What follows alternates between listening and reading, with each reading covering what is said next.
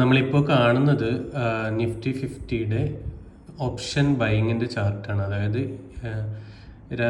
March 13 എക്സ്പയറിയിലുള്ള 22,550 എന്ന് പറഞ്ഞിട്ടുള്ള സ്ട്രൈക്കിൽ. അപ്പം അതിൽ നമ്മളുടെ എന്താ പറയുക, നൈസ് ട്രേഡ് ലിക്വിഡിറ്റി മുഖാന്തരം എടുക്കുന്ന BSP ലോങ് സ്ട്രാറ്റജിയിൽ ഒരു ബൈ ഇൻഡിക്കേഷൻ വരികയാണ്. സോ ഇതിനെ നമ്മൾ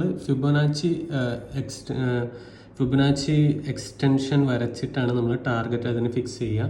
സോ ആ ഒരു സ്ട്രാറ്റജിയെ നമ്മൾ സ്വിംഗ് ട്രേഡിനും യൂസ് ചെയ്യാവുന്നതാണ്. അതിന് നമ്മൾ വിളിക്കുന്ന പേരാണ് ഫിബൊനാച്ചി ലിക്വിഡിറ്റി ഫ്ലോ, അതായത് FLF എന്ന് പറഞ്ഞിട്ടുള്ള സ്ട്രാറ്റജി. അതിൽ സ്വിംഗ് ട്രേഡിനും എല്ലാത്തിനും പോസിബിൾ ആയിട്ടുള്ളൊരു സ്ട്രാറ്റജിയാണ്.